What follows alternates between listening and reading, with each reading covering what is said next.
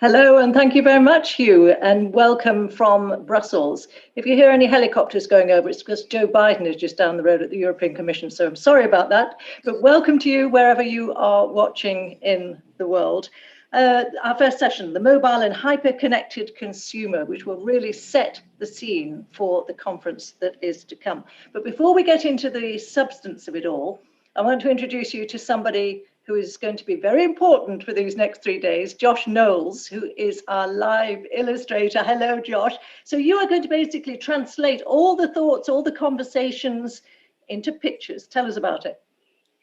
Hi, Kathy. Yes, thanks for that introduction. I will do my best to follow the conversation as it unfolds over the next 3 days and capture that in illustration form. So I'm going to switch over to my drawing screen and you can catch up with me throughout the day via my screen. So here I go, I'm ready to go, I'm going in. Thank you very much. Oh, that looks great.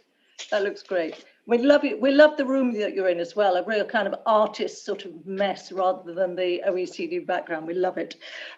So now let me tell you that we want to hear your questions, of course, during every single session.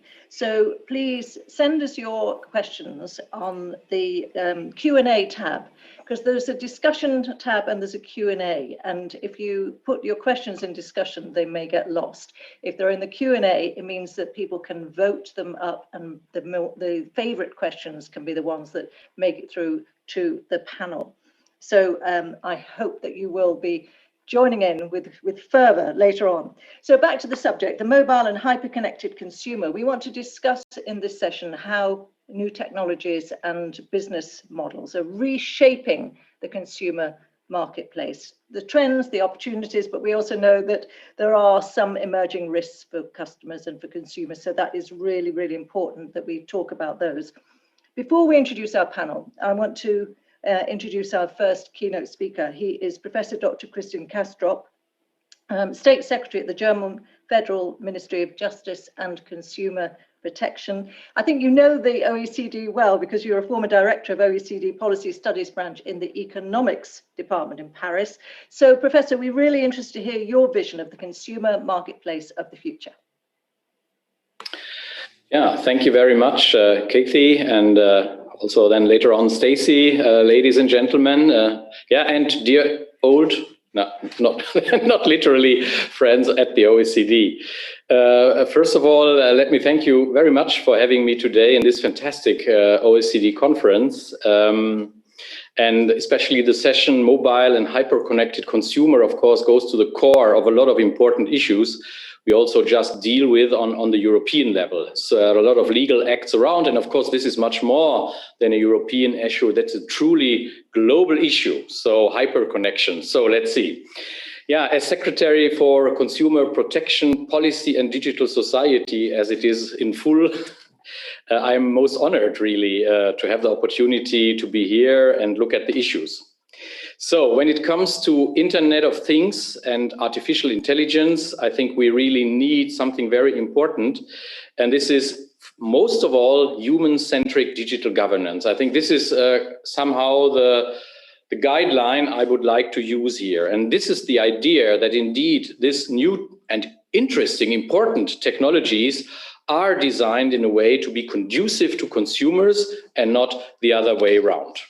So, of course, this requires giving civil society a say when it comes to setting the rules and discussing the consequences of such technologies for the average consumer. But stop a second, it's not just about the average consumer. This is somehow the trademark, but of course there are much more groups of consumers, more vulnerable consumers, and we should not forget to look to them when we talk about the average consumer. So, and only if all consumers can trust modern technologies, these technologies, the innovations with these technologies will in the end be successful. And there is a lot of talk about new digital, digital things around, digital currencies. And if you would ask me, what is the most important currency of the digital era? I think it's not Bitcoin, it's trust. And therefore, I truly believe that consumer trust is crucial for businesses and a fundamental intangible asset. So, and technologies like AI, they are not neutral. It's quite the opposite. Artificial intelligence must always serve people, and it must always serve the individual, but as well as the common good. And we have to carve that really out. And the recently proposed, for instance, new EU legal framework on artificial intelligence, it was given by the Commission at 21st of April, that is a huge step in the right direction. And it's an important element in establishing trust in the technology and creating also legal certainty. And I truly believe there is no difference between, say so, the economic aspect and the civil society aspect and the political aspect. I think there is not a kind of it's not always one size fits all, but I really think there is a double or even a triple dividend. I think if we have trust in these technologies, this will also serve technology as such and important economic models we really need also within the OECD countries and of course also globally. So I truly think that this is a kind which is fully in line with the OECD values. You can also talk about inclusive digitalization here, and I think this could also be a global level, fostering also OECD work, and in the end it's also very conducive to the further G20 process. So it's also sort of a counter proposition to current inadequate data governance we also see. So in the further process of regulating artificial intelligence, I will for sure advocate in Germany and also in the European Union that AI applications posing a risk to consumers must be regulated according to their risk level. So, and I'm very glad that it was decided in the federal government of Germany that my ministry has the co-leadership jointly with the Ministry of Economics to negotiate the Artificial Intelligence Act for Germany.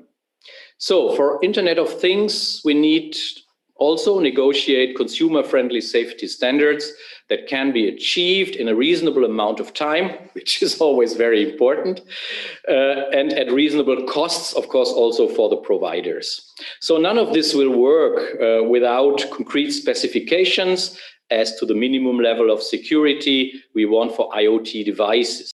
So, and therefore it's quite worthwhile to continue research on issues such as IoT security, and another very important topic in that discussion is, of course, privacy by design. And here we need, above all, a strong, globally networked actor, and that's the right place for the OECD to look at an exchange, for instance, also of best practices. So when it comes to the role of online marketplaces, you will, in the second session, be speaking on how they can protect and empower consumers. And here again, what I just mentioned, especially vulnerable ones. Of course, in the pandemic, we have all experienced and how technology can also help us, especially vulnerable consumer groups, to make the best of challenging times. But we also know that online marketplaces have a downside for consumers too, or let me say a risk of a downside for consumers. And this is not zero. Let me give you an example. According to a study commissioned by my ministry, for instance, we have seen from an economist's point of view that markups, which is prices over marginal cost, as most of you know, have significantly risen in the past years. So in 2002, consumers paid an average of 15% in markups. In 2016, it was up to almost 28%. We believe that this can be explained, at least in part, by the fact that companies like Amazon have become gatekeepers for many other market participants. And so they have accumulated enormous market power. And as such, they apparently have the power also to dominate prices. And according to our study, it is especially consumers with low incomes who suffer most from this development. And this development, of course, goes against inclusion, and it will create more inequality. And of course, we have the kind of so natural monopolies due to the network effects. And of course, excessive market power of platforms is a problem because this also includes opinion power, which is directed to civil society, and it has also a very large degree of political power, which may influence institutions and even politicians. So it is very, very important here to be aware of that effects. It's not just about market power, it's more than market power. It's also on behalf of the consumer, civil society, and also politics. So therefore also platform regulation is crucial for a high standard of consumer protection. Here the OECD is also working on that topic, but also the European Union. Here we have the Digital Services Act, the Digital Markets Act, which we also have to take into account. So we have really tried to counteract the ever-widening gap between the rich and the poor, which will then aggravating just inequality. And so it's the right time also to look on new regulatory measures. So we believe that we should, by and large, all take a more proactive role in identifying and prevent it also content related to illegal offers, a very important point for consumers. It's also about hate speech, so we should not forget about hate speech, but here let's more look at the transaction, and this is unapproved products violating consumer protection law or plagiarism, which is also an important topic. So in our view, platforms should be more responsible for ensuring that no fake shops and other illegal or fraudulent offers appear on their services, and they have really tackled that, and they cannot just call on a liability waiver here. So, and since design is everything in the digital world, we also need commitment to a fair, user-friendly, so we can also not just say privacy by design, we also think fairness by design is a nice word. We should use it, and instead of say so, what is also another more on the dark side, a wording here is called dark pattern. So we need no dark patterns, we need fairness by design. So, and I'm also convinced that we probably need to change the way we tax platforms. This is also, I guess, part of the OECD agenda, and I'm very grateful there for the work on base erosion and profit shifting that the OECD has carried out. And even when I was chairing the policy studies department, we did some of the economics base work for that. And I think this has now really led to a very, very great result. And without the work of the OECD, the historic decision, I may call it really like that, of the G7 countries at the beginning of this month would not have been possible. So there's a great thank you to all team at the OECD. And for the first time now, the G7 has spoken about in favor of a global minimum tax for large corporations and also including a digital tax. And this could be a game changer. Both taxes could lead to considerable additional revenue in many states all around the world. And this could, of course, also be important for financing, say, strongly needed, most needed, true global public goods. And I think we should really look at that. Just some examples, the follow-up costs of the pandemic and global health, combat climate change, just to mention some of them. Of course, it's about development, fight against hunger, and all these other most important issues we try to forget and all have to finance. So let me finish now. We have two excellent panels ahead, dealing with two important topics: connectivity on the part of consumers and the nexus of online marketplaces and consumer protection. So I hope I could give you kind of an input with this more global look at the whole system of consumer protection policies and digital society. Digital society is entirely global. It can't be elsewise. And so I wish you a very great discussion. Thank you. And I give back to the moderators. Thank you very much indeed, Professor.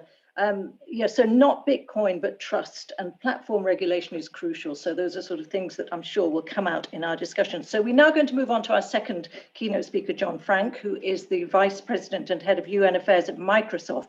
Interesting to hear how giants like Microsoft can really help to empower and to protect consumers.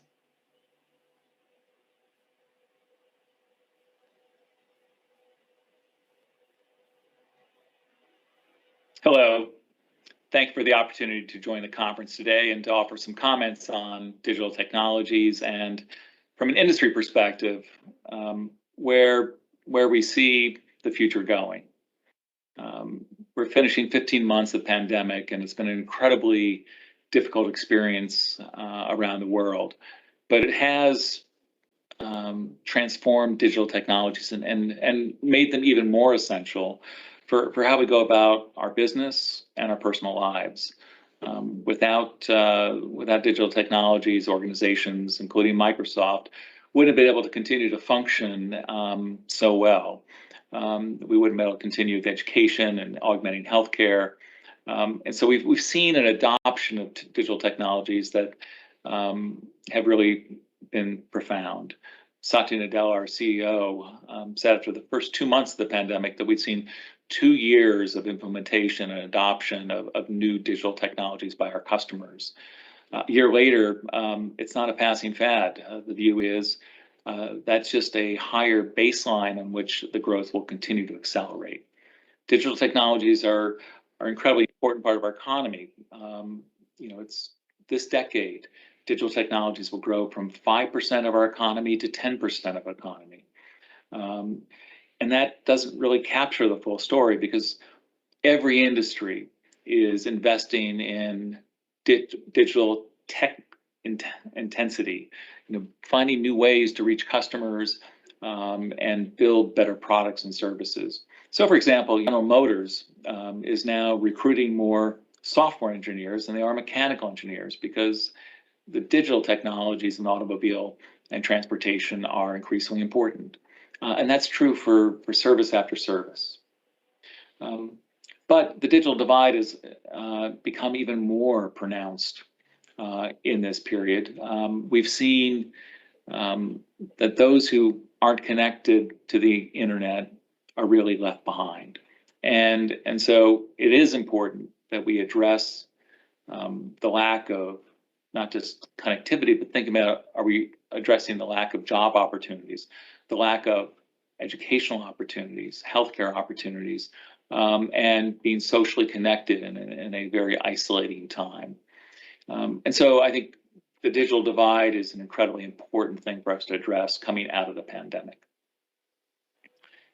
As we think about services growing, people will continue to work remotely, we'll have hybrid services, and people will consume more of their leisure through online services in different form factors. Xbox is a great business, but in addition to selling consoles, we're very focused on the experience on a whole range of devices that will be consumed and by our Xbox community, as just one example. So the economy is changing, the services are changing, and digital technologies will continue to accelerate. And so I think it is really important as we think about how to regulate consumer services and products in this new era that we consider not just protecting consumers and competition, but also protecting the social values that we want reflected in the digital world that we're building. I think it's important to think about the pace of innovation being so fast and finding new ways to keep regulations as agile and effective as the technology. And finally, just commend the OECD because we've seen countries around the world try to address regulatory issues relating to technology, and it is really important that we find opportunities to learn from each other, find out which approaches work well, and look for congruent ways to regulate our global technology sector. So I thank you for this opportunity and wish you a great conference. Thank you very much indeed to John Frank. And yeah, I mean, certainly the digital divide, much more pronounced in this period, as you say, and so important to uphold the social values of the digital world. So thank you very much indeed to our two keynote speakers for starting us off. Let me now introduce our panelists, because the panelists from all around the globe. First of all, Kate Reeder, who shares the role of General Manager of the Australia Competition and Consumer Commission's Digital Platforms Branch, and you co-led a digital platforms inquiry, and I know you're going to talk about that. Don't know what time it is there, don't really want to know. I think it must be quite late at night. Min Young Hu is a research fellow in the Consumer Policy Research Department of the Korean Consumer Agency, and I know that currently Min Young is working on some research on consumer policy and non-face-to-face transactions in the digital transformation. So really, really key to this conversation.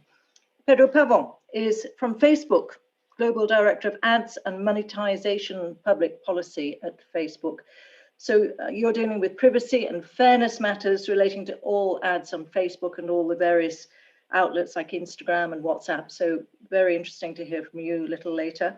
Professor Dr. Christiane Wendehorst is the Professor of Civil Law at the University of Vienna. Also European leader of the Transatlantic Project Principles for a Data Economy and the EU delegate to the Global Partnership on AI. The legal consequences of this hyper-connected consumer that we're going to be talking about, we're going to hear more from you about that. Helena Leurent is Director General of Consumers International, brings together 200 consumer groups around the world in more than 100 countries. Lots of challenges for the hyper-connected consumer. We'll hear from you. And so now I want to hand over to your expert moderator, Stacy Feuer, who is the Assistant Director for International Consumer Protection at the US Federal Trade Commission. Over 2 decades of experience in consumer protection policy and enforcement.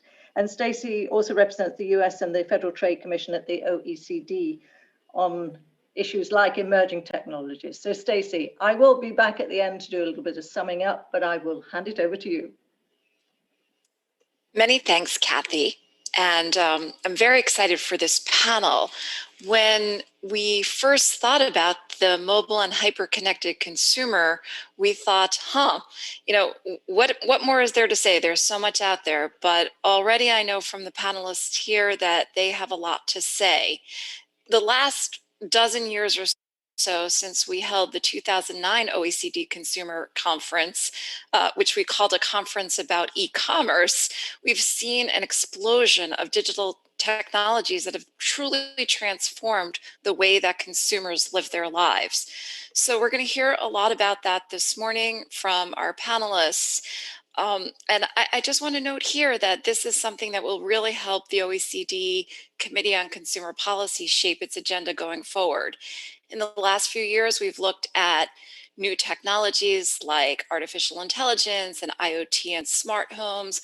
We've looked at new business models involving non-monetary transactions.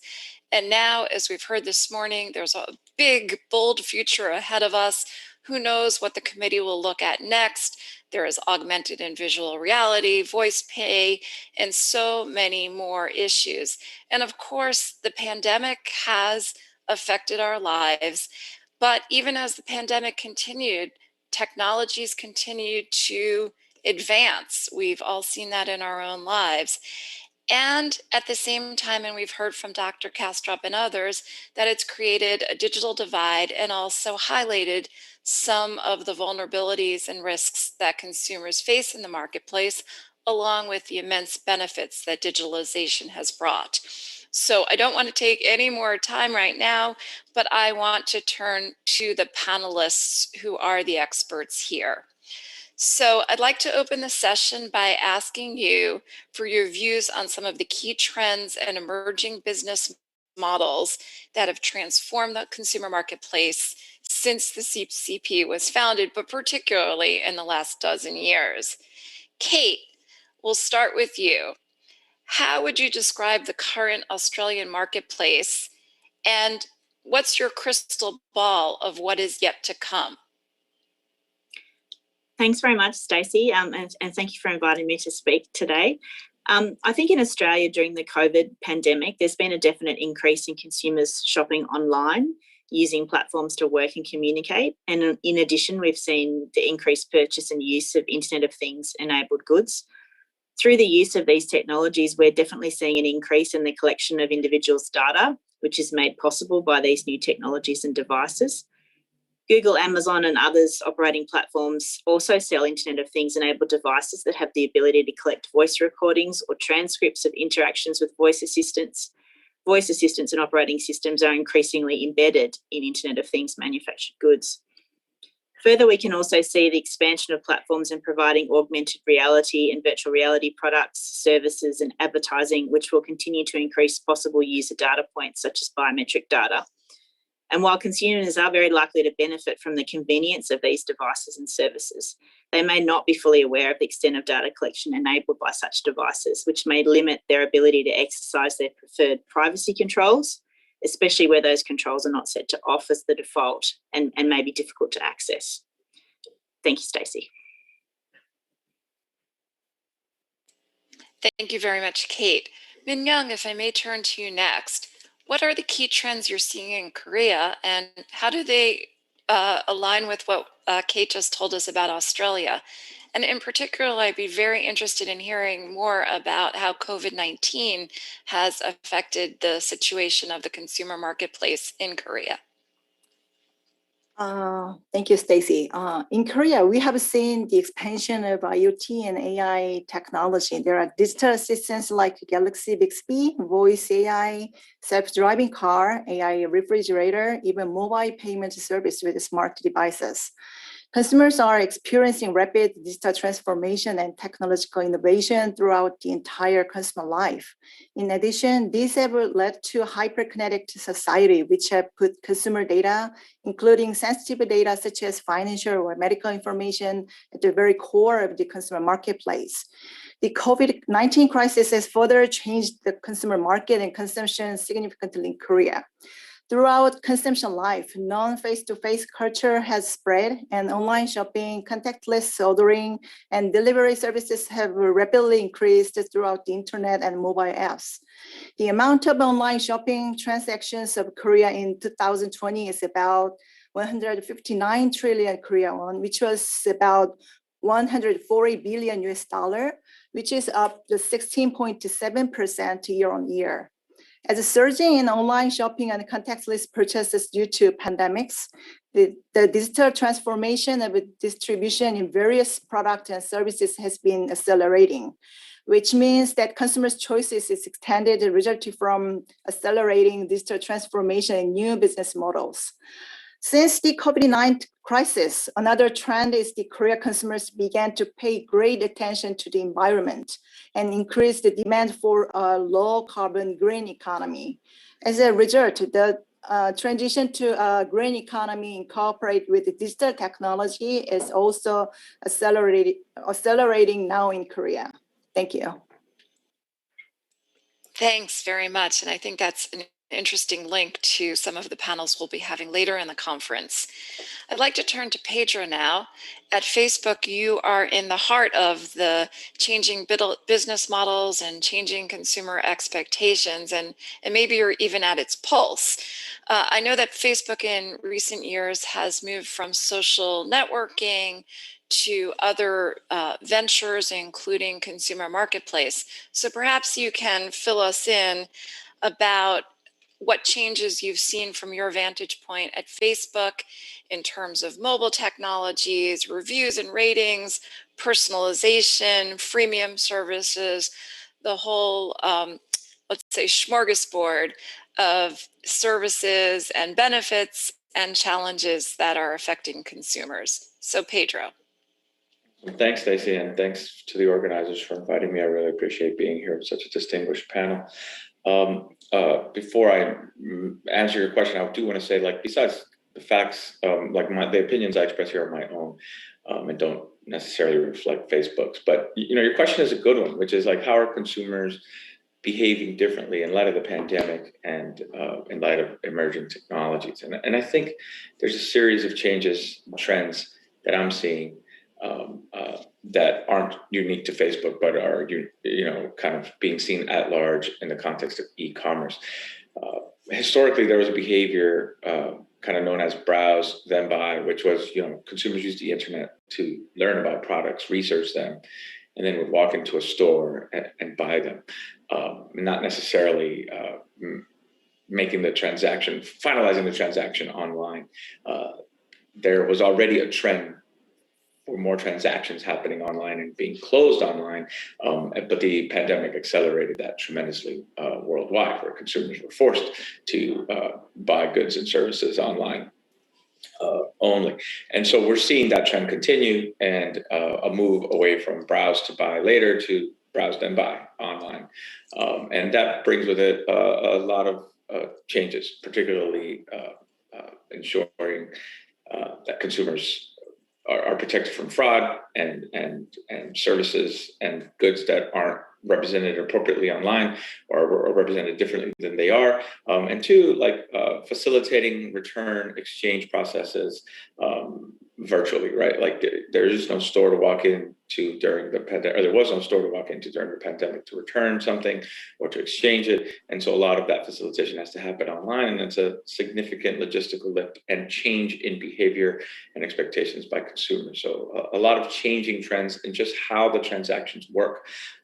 And the pandemic drove a lot of that, but also just kind of like consumers' general ease and comfort with online transacting. I mentioned protection from fraud, but that's also something that's increasingly accelerating. I mean, as consumers move online, so do fraudsters, right? And so incorporating technologies that protect people when they're doing their shopping online on everything from groceries to vehicles to clothes to electronics is very important. And platforms that run marketplaces like ours and Amazon and others are working really hard to improve automated technologies that help detect and reduce fraud. And I'll talk about that later on. Thanks. Yeah, that's great. And certainly at my agency, the Federal Trade Commission, during the pandemic, we had seen an explosion of fraud and just posing even more challenges for us as consumer protection enforcers. I want to turn to Christiane now, who is a distinguished professor, as you've heard, and she has been focusing in large part on the legal consequences of AI and looking really at developments through the lens of her academic work, but also her participation in European policy discussions. So Christiane, if I may ask you for your insights into the legal implications of the changing marketplace, that would be terrific. Well, thank you, Stacy, for this question. And thank you very much to OECD for having me on this panel. As time is limited, I would just like to highlight 3 developments that are kind of disruptive from a legal point of view. So the first key change that I would like to mention is the vanishing of a dividing line between products and services. Modern connected products are totally dependent on the continuous support from particular cloud services and software updates. So the hardware itself is more or less useless. You cannot use, repair, or resell your connected car without the continuous support from some digital providers. On the other hand, a smart fridge is not just a fridge, maybe with voice control. It may also be like an employee that does the shopping for you and may act in your interest, or it may as well betray you.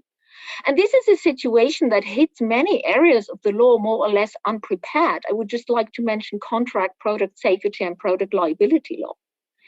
The second key change is the reduced significance of national borders and of traditional supply chains. So in the platform economy, consumers are directly making transactions with parties from all over the globe, with parties whose identity they may never find out, against whom they may not have any rights whatsoever, or if they have rights, against whom they cannot enforce their rights. And the third and maybe most important key change, which I would like to mention, is the new power imbalances through datafication of the individual and decisions made by AI. Enhanced collection of personal consumer data is being used for extremely granular targeting of the individual and for personalization of information, products, services, and prices, calling into question much of what consumer and competition law had taken for granted in the past decades. And together with enhanced market power of very few players, this creates challenges to which the law must definitely respond. Thank you very much. And we'll now turn to Helena. Helena, we've now heard what government authorities, the business community, and legal experts consider to be some of the key issues in this digital transformation.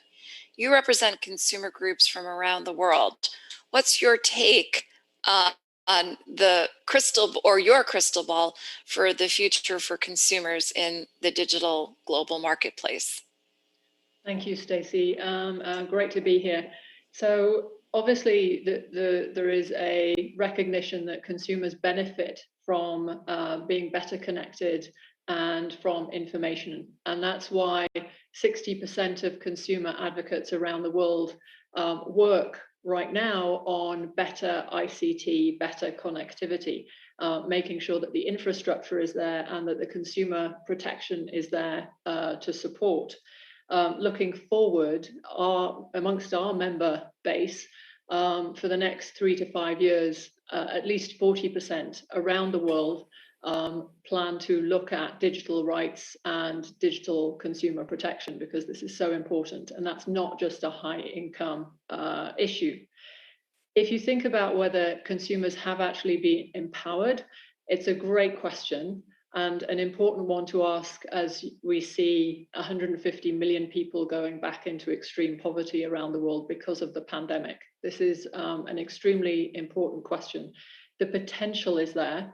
You can see that in business models, that give extra transparency into the supply chain against modern slavery, that connect farmers and consumers in our food chain, that enable the circular economy. That's the promise that we need to work towards. The thing is, as we ask our members, they will say that only 10% of consumers actually feel safe all the time in the marketplace. What's driving that? No more than 50% of countries truly fulfill the United Nations consumer guidelines on priority areas of essential concern for consumers. So we have an incredibly long way to go.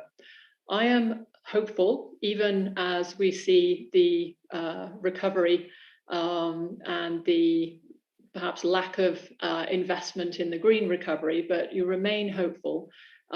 We could see that in this particular technological revolution, perhaps we've come to a turning point where we recognize we need to shift from maximizing our attention economy into making sure that people benefit from the technological revolution and that we actually have a healthy distribution of those benefits. So that's really helpful, Helena. You've already shifted us towards our second topic, which is really what are the challenges here? We've heard a lot about the benefits, we've heard a lot about the trends, the technologies, but as everyone has acknowledged, starting with our first speaker, there are a number of risks and challenges, and you've pointed out some of the real macro ones, and particularly, the very important inequities that have been revealed or perhaps highlighted by the pandemic. In terms of the CCP's agenda, unfortunately, we can't solve all of these macro problems of global poverty, but we can shape an agenda going forward that focuses on consumer policy. So what are the particular challenges of digitalization and new business models that you're seeing from your vantage point? Yeah, I would actually say consumer policy has an incredibly important role to play. It's pragmatic, it's humble, it's focused on what people need. Potentially it's time for consumer policy and those involved in consumer advocacy to be a little bit more visible and a little bit more joined up. That would be quite exciting. For us, as we surveyed our members over the course of the past months, there were three levels that they wanted to see a focus on. The first is the immediate consumer issues during the pandemic. Many have mentioned this, scams all across the world, increasingly difficult to manage, misinformation, misleading marketing, refund and return failures, unsafe products, and lack of debt protection as we go into economic crisis. This is particularly important. At the next level, though, there's all of the sort of market mechanisms and how we use our toolbox and perhaps new mechanisms as well to shape that digital green economy that we want to work towards. And that includes not just consumer policy, but competition policy as well. I think the great thing is sort of keeping the eye on the prize. Our advocates around the world will say, if you look at the top priorities, they're actually about access by consumers to essential goods and services. It's about protection of the vulnerable and disadvantaged.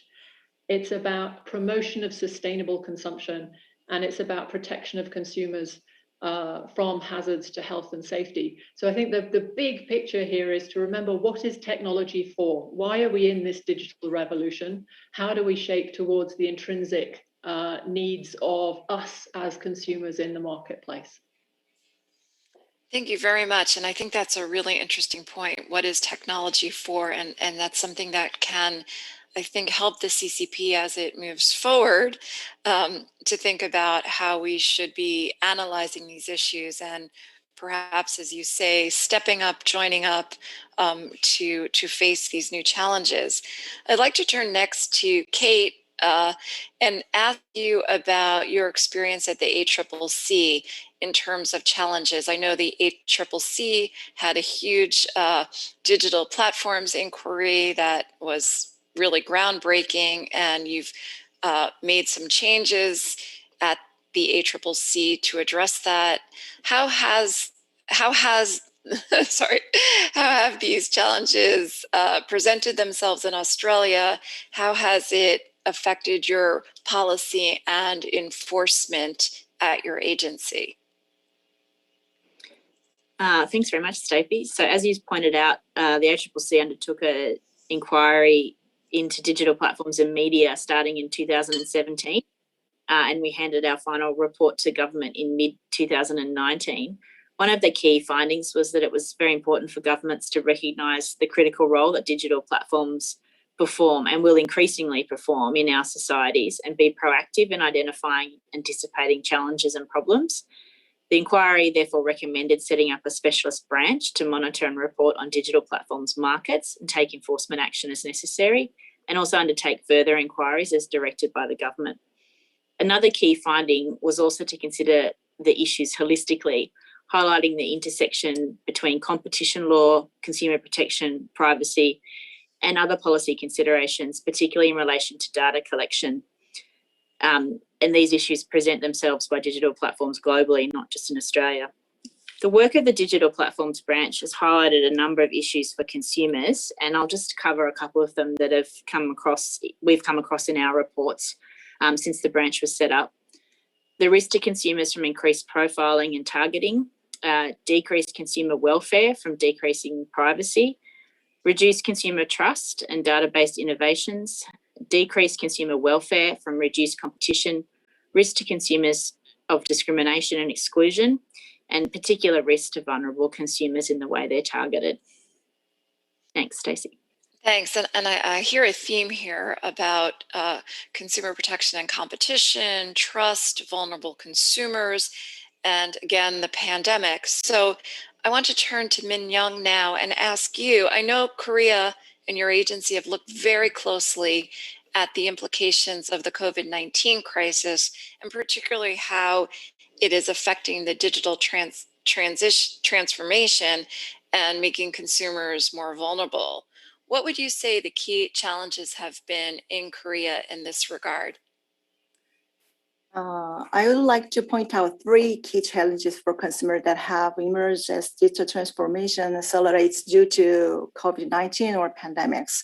First, the explosion of non-face-to-face transitions, online transactions, and innovation in the digital distribution network has raised a new type of consumer disputes in online platform transaction, and not only it expanded to domestic but international consumer issues. The penalty issues of consumer transaction in new business models, such as the sharing economy like Airbnb or the subscription economy like OTT service like Netflix, were also emerging consumer issues. It was the complex issues of penalties in continuing and unfair consumer transaction in online platform. Now we are controlling. Second, as digital transformation accelerates, socially vulnerable groups such as the elderly, low-income families, and the disabled are being excluded, and digital divide is intensifying in information level and digital capability. Before COVID-19, internet shopping and internet banking usage among consumers in their 70s and older in Korea was already about 21%. As non-face-to-face transactions have increased since COVID-19, and the spread of digital devices has accelerated along with unmanned technology like kiosk. The convenience of daily life has improved, but digital exclusion of vulnerable consumer has become serious. Lastly, this is not about dictation in direct. Since the COVID-19 crisis, as I mentioned before, Korean consumers are facing environmental issues with disposal and plastic products after non-face-to-face ordering, delivery, and consumption patterns have increased. As a result, there is also a growing interest in eco-friendly digital technology that combines new technology with automation, AI, or IoT. For example, electronic vehicle, renewable energy. But consumers still concerns about whether those products and services quality has been guaranteed or ensured safety with the new technologies. Thank you, Stacy. Thanks, and I think it's interesting how we're seeing how consumer policy and the digital transformation are really intertwined with so many other issues. I want to turn to Pedro now and ask a little bit about Facebook, and particularly Facebook Marketplace. One of the areas the Consumer Policy Committee has been looking at is online marketplaces. And I know that Marketplace is recently expanding, reaching several 100 million consumers. Are there particular challenges that Facebook is concerned about within the Marketplace ecosystem? And I know you mentioned a little bit before about the uptick in scams, but are there other issues that Facebook has faced because of the COVID-19 crisis? I see, and I'll be very brief because some of the other speakers already touched on some of our concerns. But look, I think there's a few things that come to mind that that are very important to us as the marketplace grows. The first one is the health and safety of our users, right? We want people to feel safe on the online platform and offline when they go pick up or retrieve the products that they're buying.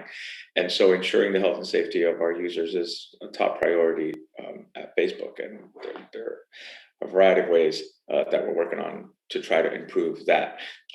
Fraud and scams are also front and center, and using automated technologies to detect fraud or scam behavior on the platform is something we're also very focused on. Accessibility is also really important, making sure that people around the world with different with different capacity for internet connectivity and behaviors can access the platform and do so in meaningful and productive ways. So making sure that the marketplace is available to as many people as easily as possible is important to us, not just to grow it, but to make sure that people have a good experience. And I think the last one I'll mention, which is also pretty obvious, but we haven't talked about too much yet, is privacy. As you use a marketplace platform, a lot of information about you gets processed. And so making sure that we apply kind of like the general principles of data minimization, transparency, explainability when we personalize this service is something that's also really important, and we're making a lot of investments in. Thanks.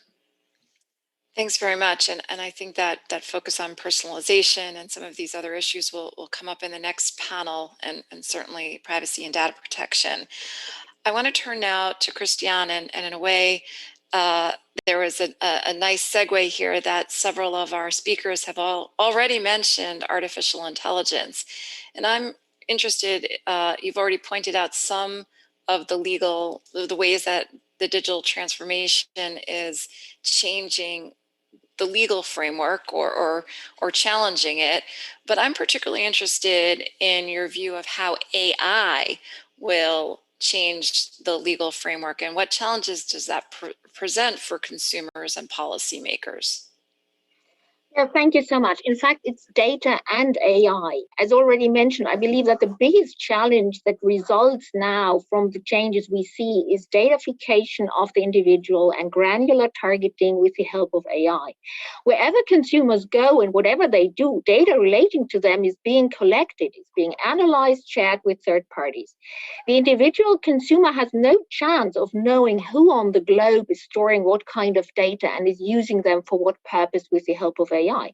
So whenever a consumer enters into a transaction, it is well possible that the other party or some platform operator knows everything about them. It's possible that they don't know just the consumer's shopping history, but also their family life, their personality traits, their most hidden fears, most intimate preferences, and most sensitive vulnerabilities.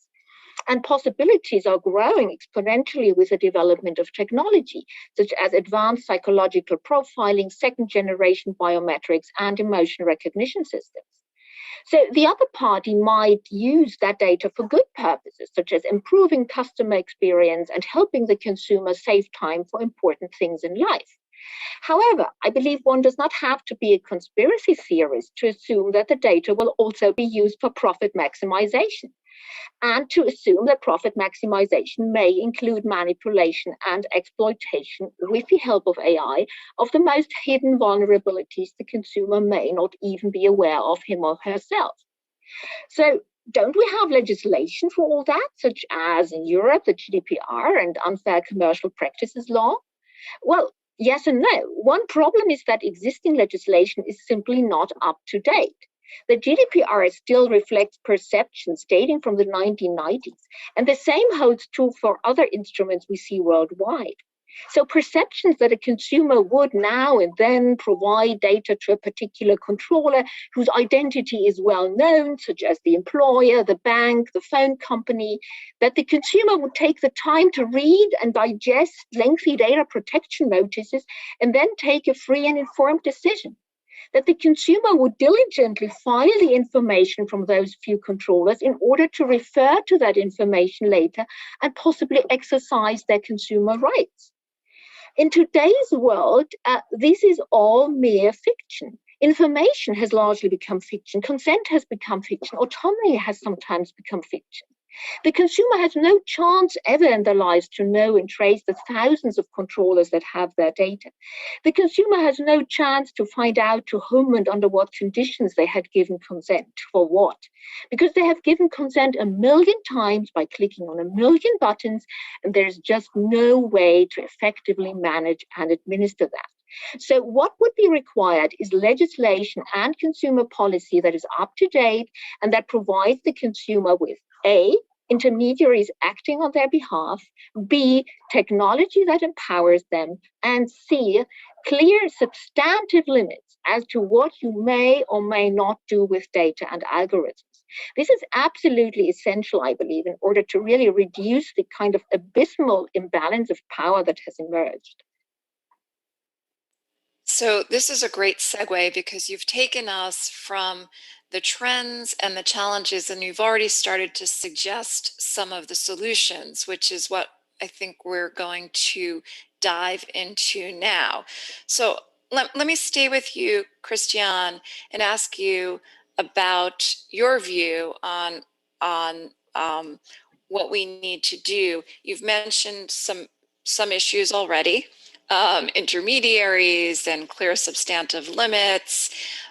But what else do we need to do? And I want to broaden this out because we have here representatives of government, of business, of consumers.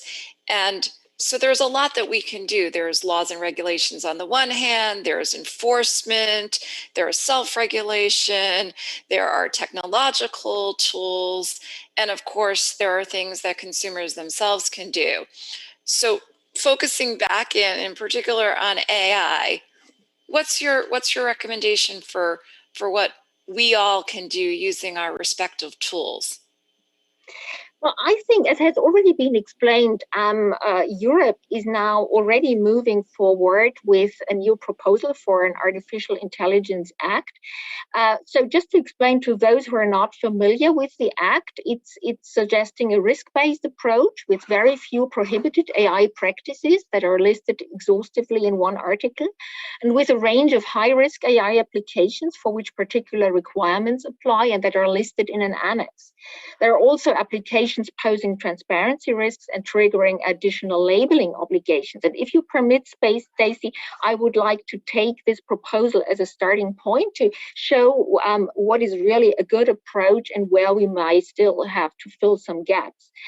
So in all three groups of applications, which I mentioned, the prohibited, the high risk, and the transparency risk ones, there are applications that are particularly relevant for consumers. So take, for example, the prohibited AI practices.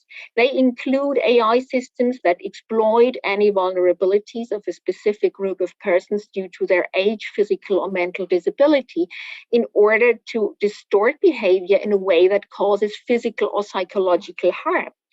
Now, prohibition of such AI systems is certainly a very good idea and a very good step forward. However, taking the consumer perspective, the question arises why there is a restriction to certain group-specific vulnerabilities, whereas what is much more dangerous maybe is very granular targeting on the basis of very individual vulnerabilities disclosed by extensive personal data collection. And also, it's not just physical or psychological harm that counts, but also exploitation in economic terms. Now, concerning the high-risk applications, the list and the annex include several applications with particular relevance for consumers. Take, for example, credit scoring.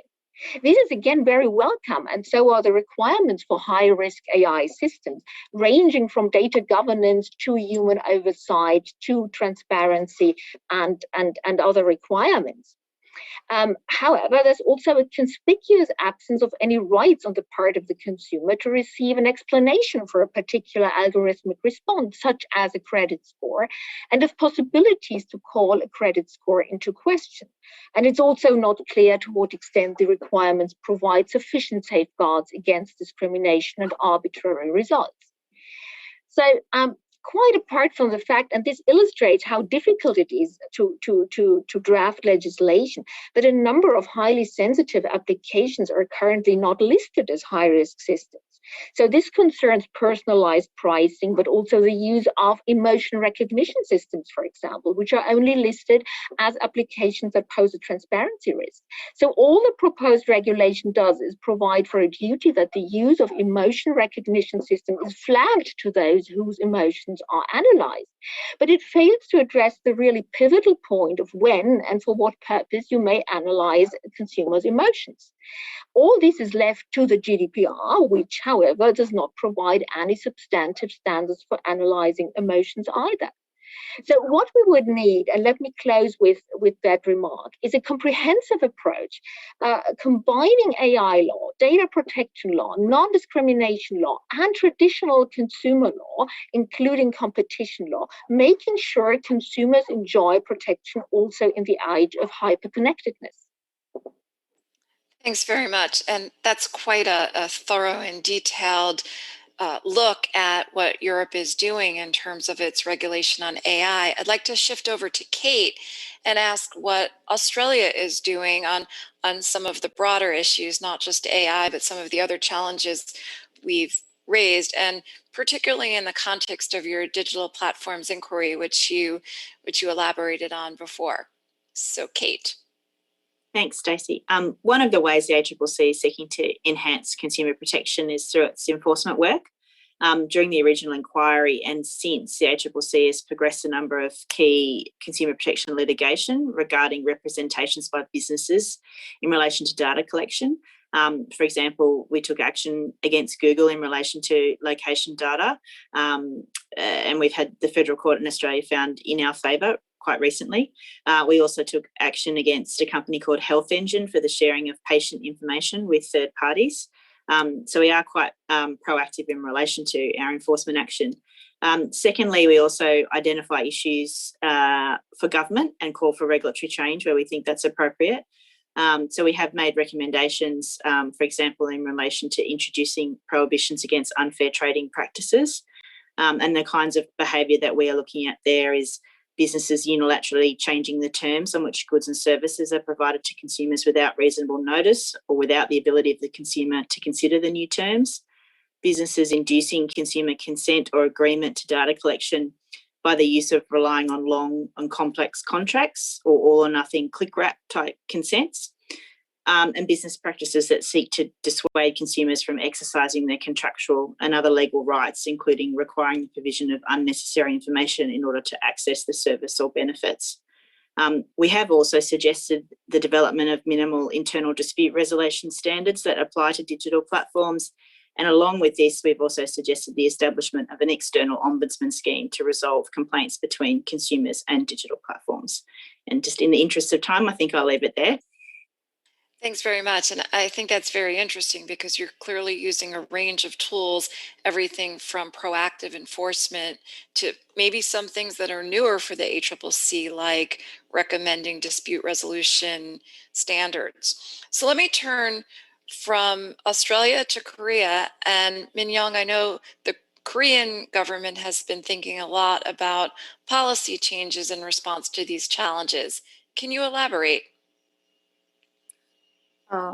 Let me first look at the consumer policy directions to enhance transparency and reliability of non-face-to-face online transactions in Korea. Some progress has already been made in this regard. For example, Korea Consumer Agency has established a COVID-19 consumer damage response task force team to redress immediately to consumer damage caused by COVID-19. Another thing is about the revision bill of E-commerce Act in Korea. Korea Fair Trade Commission has prepared the revision bill of E-commerce Act recently. This revision reflects criticism that the current law has a limitation that do not correspond to the status and role of the online platform, which has increased due to the expansion of non-face-to-face transactions.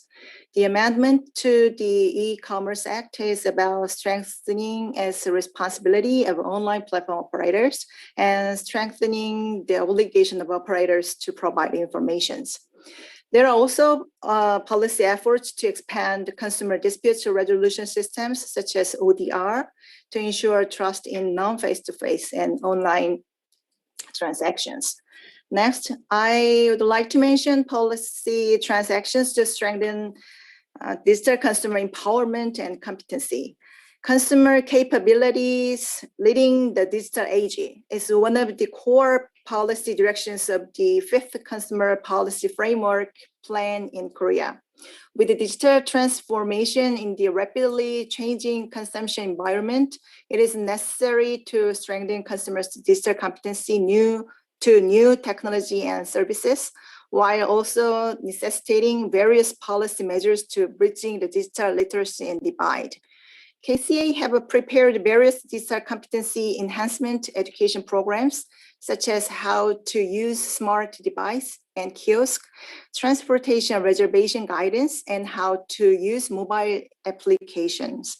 Lastly, strengthening consumer policy communication platforms based on AI and big data is also one of the most important policy directions in the digital transformation. The government also began to establish a system of communication and cooperation between policies such as consumer policy, digital policy, and green policy. This networking is not limited to domestic, but also to international cooperation and communications. Thank you. Thanks. So I hear you talking about Korea using a mix of strategies, from policy overlaps to new laws, guidance for consumers, and technological tools. And that's a great segue to Pedro. Pedro, what is Facebook doing to address emerging consumer challenges? And in particular, could you highlight some of the possible technological solutions, including the use of AI, to some of the challenges we've discussed here for consumers in a digital world? Thanks, Stacy. Yeah, look, there's a lot of technological implementation underway, not just at Facebook, but at other marketplace platforms to protect consumers and facilitate transactions. And the use of AI is critical and right in the middle of all of it. Some things that come to mind on the transactional side are automations like price suggestion for sellers, right? You upload information about a product or a photo, and an algorithm can say, look, here's what the going price for something like what you're selling at in the condition that you're selling it in generally goes for. And it helps you price it if you're a novice or don't know exactly what the value of something you're trying to sell is. The same goes for the buyer. They get information about average costs, sales numbers, historic sales numbers about the products and services that you're researching. Categorization is also super important, like making sure your goods and services are listed appropriately, and then helping consumers find them is something that AI is being deployed to facilitate and make easier and faster. Visual search. Sometimes people don't know what things are called or what the technical terms are of different devices or services. And so being able to take a photo and search for what you're looking for with the use of that photo is another technology that marketplaces are employing that also leverages AI. And then back to the privacy theme, there are a lot of ways that you can put in processes to follow the kind of general data privacy principles of minimization, transparency, and explainability. But there are also privacy enhancing technologies that can be deployed. And Facebook is, in making investments in those and researching new automated ways to improve privacy in the context of e-commerce. So those are some things that come to mind. There's definitely more.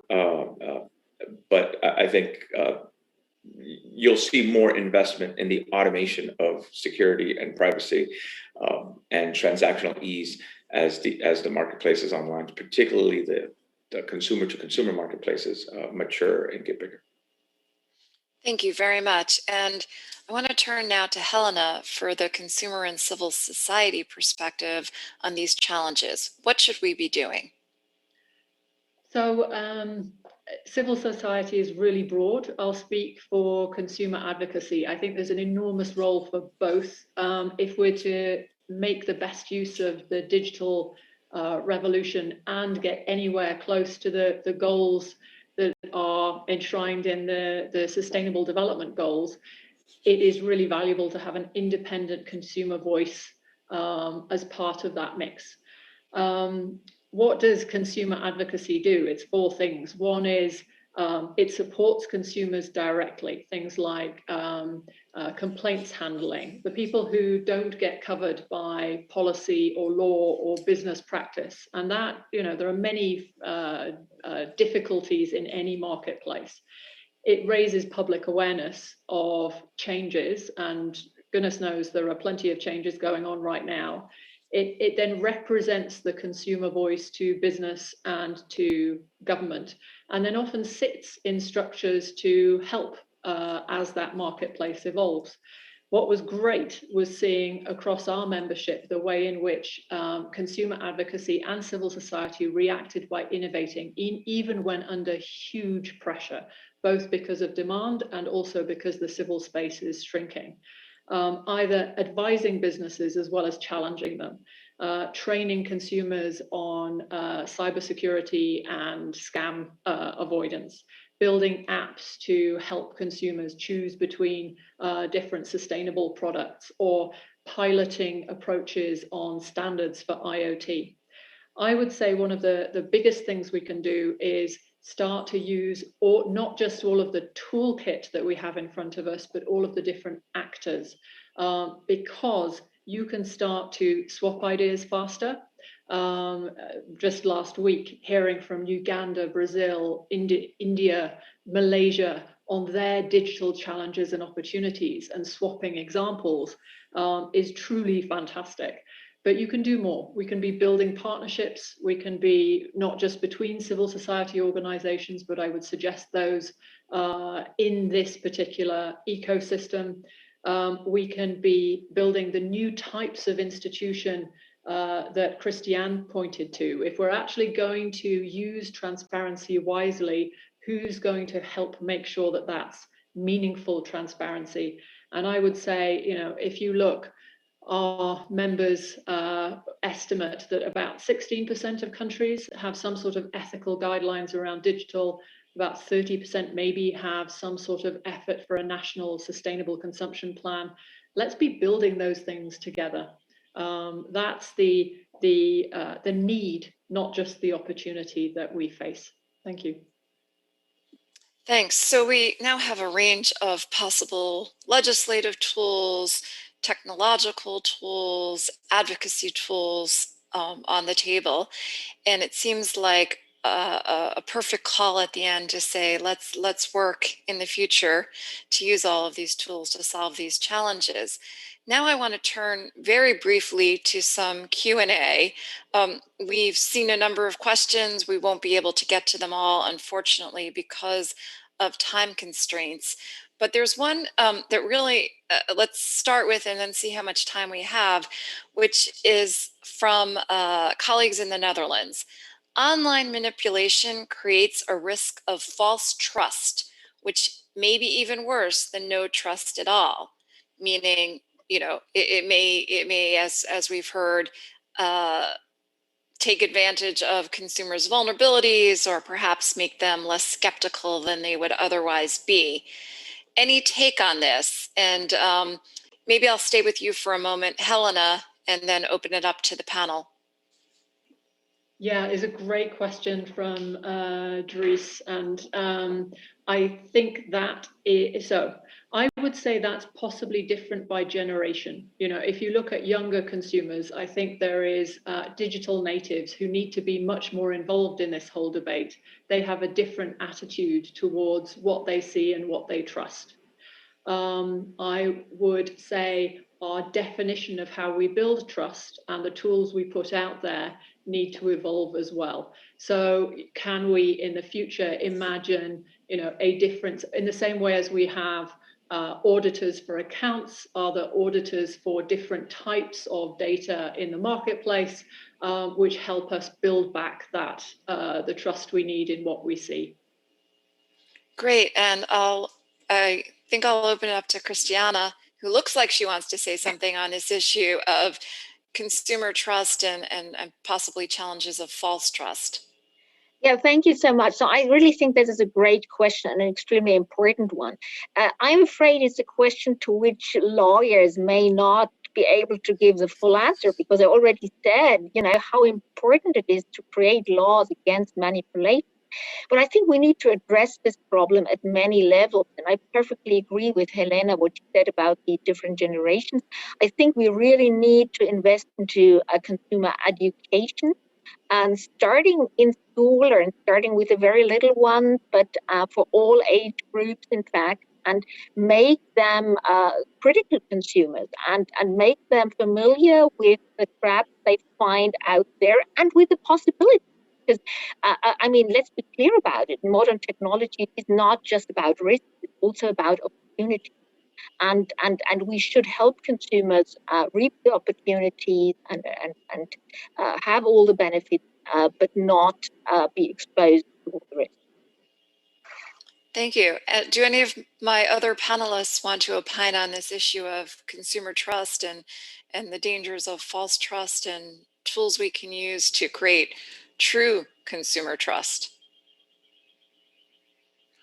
Okay.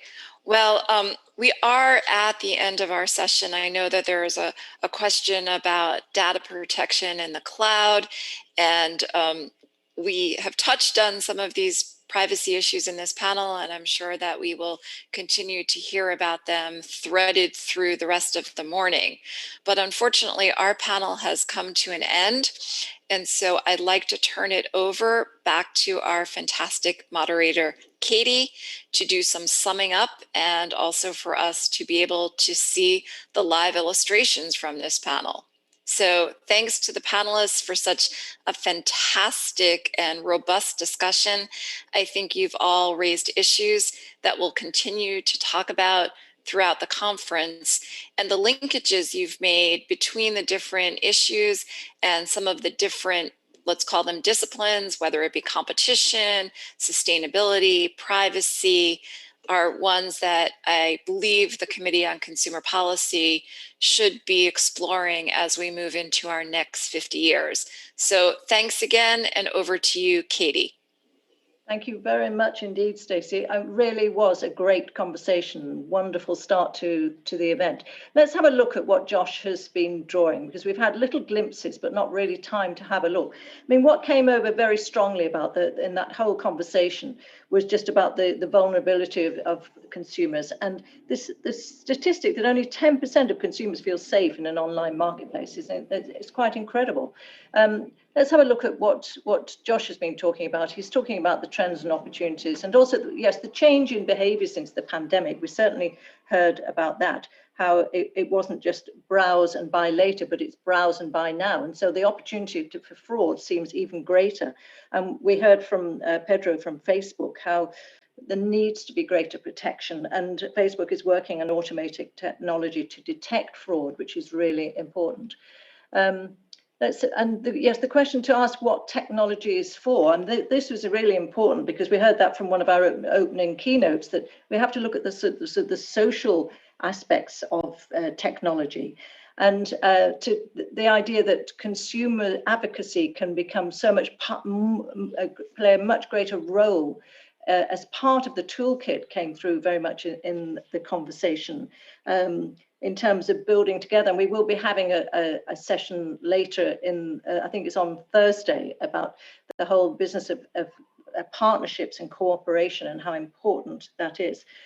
It was interesting also from the legal aspect, just to hear that, you know, the GDPR, which everybody shouts about in Europe, but we're hearing that really it's still not up to date, and it really doesn't do everything because consumers do not know where their data is, and that is a massive, massive challenge. And there are gaps potentially in the new AI Act. So the legal tools are being formed, but not necessarily the perfect thing. So there was so many different aspects, but I think that this Josh's design, which takes some reading, you need to look at it and pull out some of the aspects. It will be available, all of them. There's going to be one of these for every single one of our debates, and they will be made available on the website afterwards, so you can have a really close look. But thank you very much indeed for this opening session, which I think has set us off very, very nicely for the event to come. And we are now going to close at this point, but we're going to come back together again at 14:25 CET, whatever time that is, wherever you are in the world. And we're going to look in much greater detail at online marketplaces. I mean, we have talked about them already to a certain extent, but we're going to look really in greater detail. And remember that wonderful quote that, you know, trust is more important than Bitcoin.